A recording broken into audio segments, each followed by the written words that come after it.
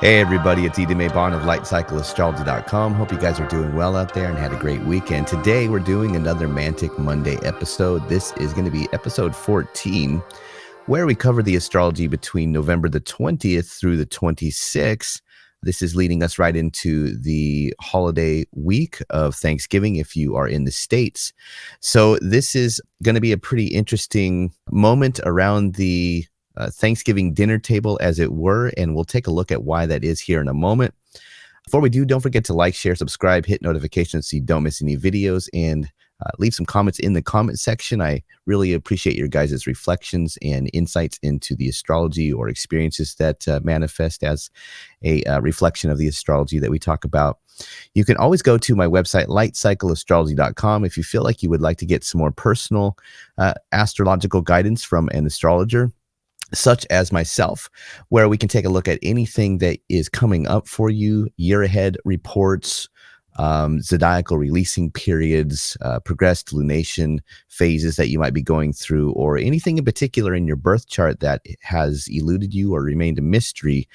That's where help from an astrologer can really give you a different perspective that can oftentimes really be hopefully illuminating and helpful.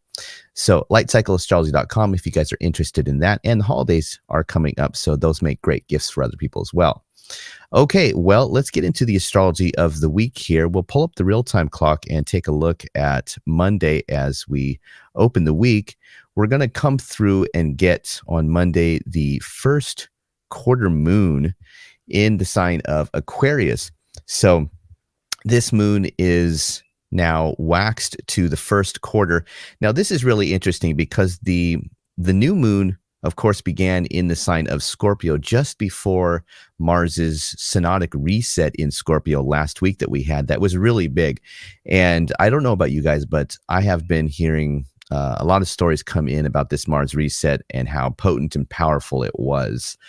Or still is, rather, as we're just coming off of the heels of that just freshly this week. So you could think of the Mars reset, if you missed last week's video, as almost being like Mars going through a death and rebirth process, where this week is the first week the sun is past Mars, the separation is now beginning, and Mars is past his death process with the sun, the synodic reset, in other words.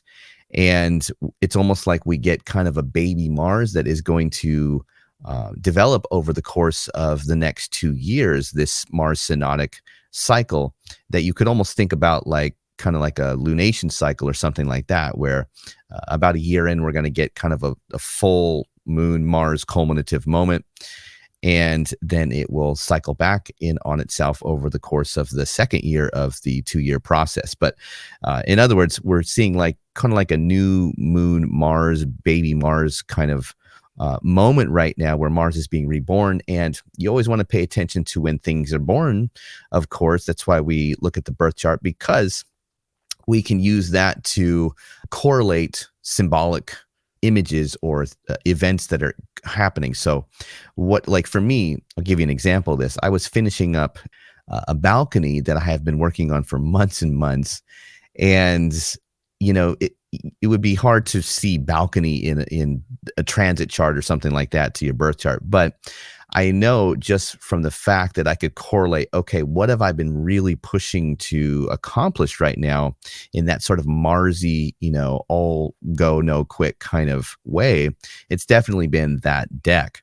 So for me, the Mars reset was very much about getting that thing in that area of my life done.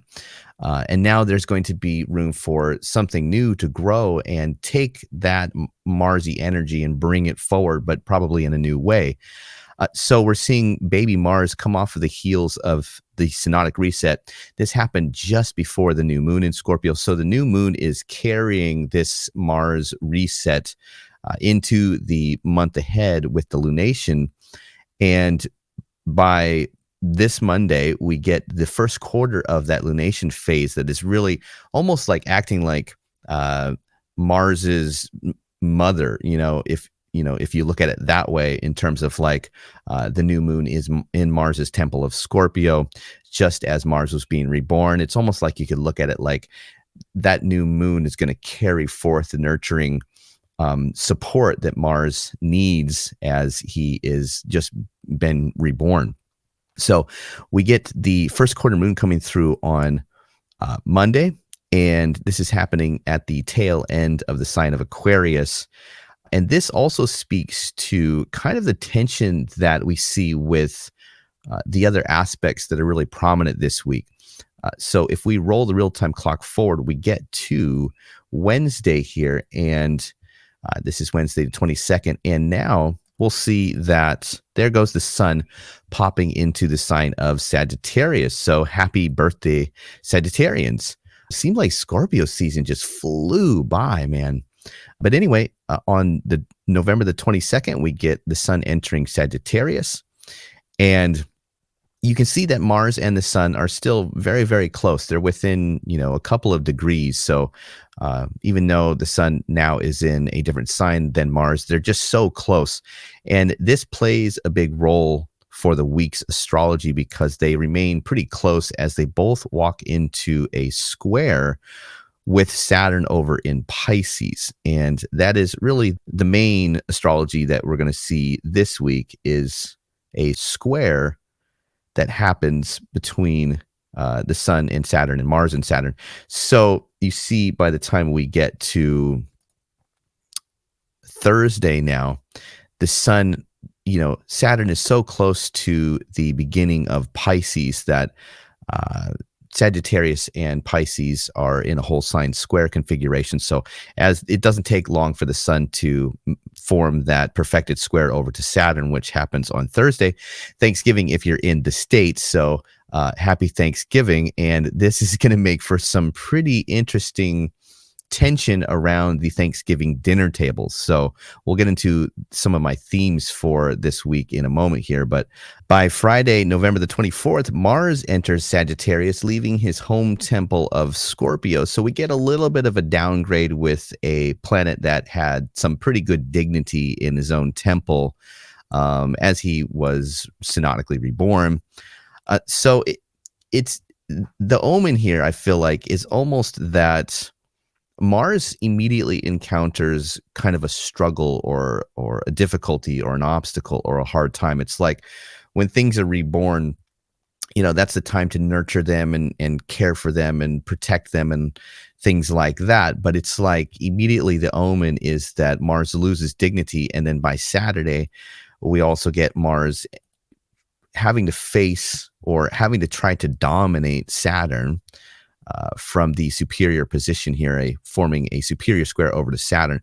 So it's like there's an obstacle, and it would be like if you, were in the delivery room and we're having a new child born, but immediately they have to take the child into, intensive care or something like that. There's kind of this omen that says Saturn is giving you the rejection or the red light.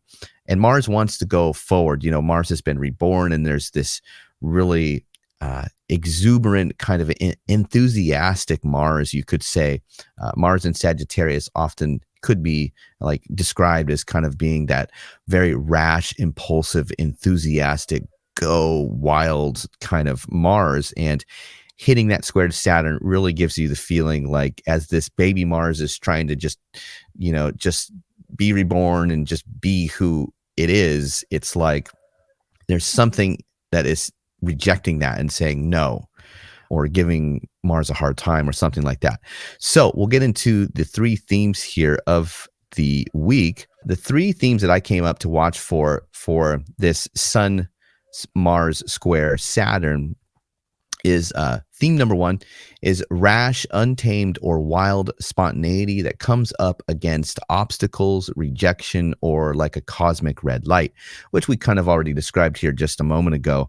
But again, it's like there's some part of us that feels very enthusiastic and energetic and wants to just do something spontaneous or in a rash way without thinking about it too much. It just wants to expand, wants to take action and do something that is going to broaden some kind of sowing the wild oats or doing something in a big way that is exciting, adventurous, maybe even a bit risky or something like that. But as that part of us is sort of feeling the fire being lit under our butts, so to speak, it's like there's something in the environment, a person, a circumstance or situation that rejects that and says, nope, you're not going to do that. I forbade it, or I reject it, or it's a terrible idea, or it's like there are just obstacles that just block your way from moving forward, which of course can be very frustrating. So if we just taking the context of Mars in a square with Saturn outside of the signs and all of that, generally speaking, you get that kind of feeling of like you want to go, but you can't because there's something stopping you. Now, this is Mars in the superior right-hand position in the chart. So this is going to be Mars really trying to overcome or dominate or ride roughshod over Saturn in some way. So it's like you don't take no for an answer. You really have kind of the enthusiasm or the optimism or the hope or the belief or something that you feel like you have the moral high ground. And that can be good, but it of course can also be dangerous. When you feel like you have the moral high ground, people can do some devastating things when they feel like they are in that moral high ground position.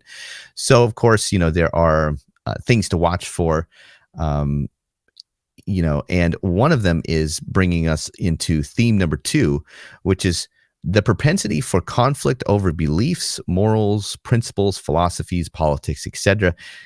For example, riding roughshod over others. This is like you're at the dinner table. You just won't let somebody else talk. You're just feeling kind of enthusiastic. You just want to speak your position. Like it's really important that you just tell your position. Also, we have Mercury in Sagittarius, so that rash, enthusiastic, impulsive Mercury is just going to just say what it thinks unfiltered, but this could be a Mars that is feeling very strongly and passionately and dominant about what it believes, what its morals are, what its principles are, its philosophies, its politics, all that kind of stuff. So it's like you just talk over somebody and you don't let them get a word in edgewise. Stating your convictions forcefully in an air of arrogance could be like a danger of this. Especially, I think that this is probably what could happen, especially when you sense that the other person you're sort of engaged with is somehow emotionally holding on too rigidly to their own beliefs, like kind of in a stubborn way, and it's like you almost want to just say, come on, man, like that's a negative or outdated or narrow-minded way to think about that. And of course, this would be us encountering that Saturn person that is representing Saturn in Pisces, another Jupiter-ruled sign that is going to be rigidly holding on to beliefs, but it might be beliefs of the past. It might be beliefs that they've held for like a long time and they've been really stuck on. Or it might just be that they're emotionally somehow wanting to hold on to something and they can't let it go. So there's this real dynamic that could be expressed externally within people. So it's almost like no politics at the dinner table. Be careful of conversation going south, when you get into some passionate things. And I hate to say that because it's like, those can be good times to really talk about what you think and what you believe with your loved ones. But, do you ever I think about this sometimes. Sometimes I think to myself, well, you could say this and maybe this would be you expressing exactly what you think you should express. And why live in such a way where you can't just be honest with those around you? There's a certain sense of like, not moral superiority, but there's a certain sense that it's like, I want to live in a world where I can just be honest. And I can't always think about how this is going to hurt other people's feelings or cause conflict or something like that. This is very much kind of the energy this week. But do you ever think to yourself, but then like my Libra moon kicks in and it says, yeah, but if you go forward and say what you really want to say, will it head south and not really do anything anyway, but just cause, conflict, drama.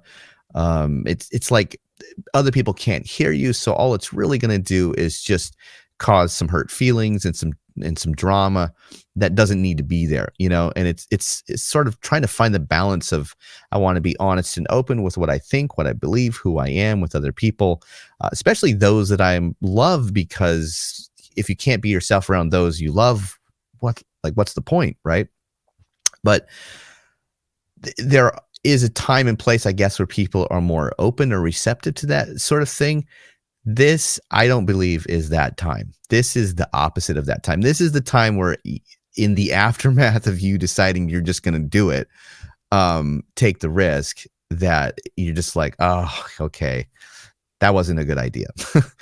Something like that. So I hate to say that, because I don't want to discourage anybody from being who they are and saying what they feel they need to say at the time they need to say it, especially when it comes to people that they love, or a family getting together for the holiday or whatever. But I think that, you just have to be a little bit careful. It's almost like your passions can really run away from you at this time, and that can head south. So it's just like you have to navigate that with a little bit of tact. And Mars in Sagittarius doesn't have like an abundance of tact, you could say. So there are the pitfalls or the dangers of the aspects this week. A good example of this that I thought of was like the image of a conquistador that goes to a foreign land to conquer the natives to Catholicism, but he does it through force or violence, right? That whole image of like the conquistadors coming to Mexico or something like that. This is like very much that kind of gleaming, conquistador with the helmet and all of that, and the sword, and there's a silver and gold gleaming in the sunlight, and he's on a moral crusade to, strike down non-believers and save the world and something like that. There's this whole very like, I'm going to be your savior, but I'm going to force you to convert or something like that. So it's very Mars and Sagittarius square Saturn and Pisces, I think. And theme number 3 is going to be wide open enthusiasm versus pessimistic negative viewpoints, or in other words, like beliefs that things will inevitably turn out negative. When I think of Saturn in Pisces, I cannot help but to think of Kurt Cobain. And I'm a huge fan of Kurt Cobain. So this isn't like a knock on him or anything like that. But, and I don't really, that's not where I am these days in terms of what I enjoy musically. But as a teenager, I grew up in Seattle. I was growing up right as Nirvana became like a huge thing. So for me, it's like, it's very nostalgic when I think about that. And then there was the tragedy of his death and suicide, and I went to the memorial. But when I think of, and he has Saturn in Pisces natally. So when I think of Saturn in Pisces, I can't help but to think about the mocking, sarcastic, cynical, negative viewpoint that he had. As much as I love him, if you watch his interviews, you get a real sense of Saturn in Pisces, that sort of mocking other people for almost just like caring, almost like the cool kid that was too cool for everybody, and he just somehow knew what was really cool and you didn't, so you were just kind of stupid. And that forward progressive kind of mocking other people, or just thinking that there's no hope because it's all going to be bad. So this feeling of like Mars and Sagittarius saying everything's wide open, like all we got to do is just take it or do it or act or say it or whatever it is. And so there's this tension where there's this feeling like things are wide open, things are new, there's the sky is the limit. But again, going against or running into maybe another tension within us or from other people or the environment or whatever that says, no, we're rejecting that. It's why bother? It's going to turn out negative. And it's like bringing your enthusiasm up to Kurt Cobain and say, I want to start a polka band. And he's like, that's just stupid. The only thing that is cool is not caring.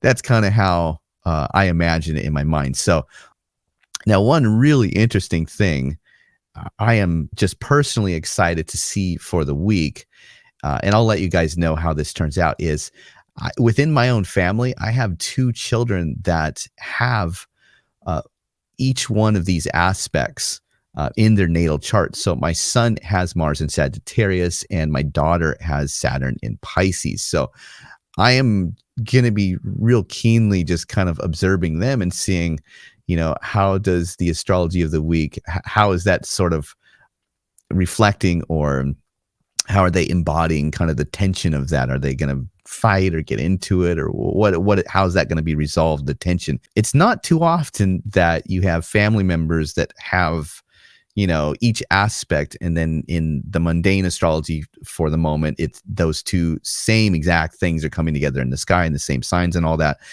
So for me, this is a really exciting week, just because I have 2 children that I get to watch the gods sort of play out through, almost like as if sometimes we get grabbed like puppets or something like that. So I'll let you know how that turns out. But I hope you guys have a great Thanksgiving, and happy birthday, Sagittariuses. Remember, no politics at the dinner table. And I will be back again for another Mantic Monday next week. Until then, take care, and I'll see you soon. Bye for now.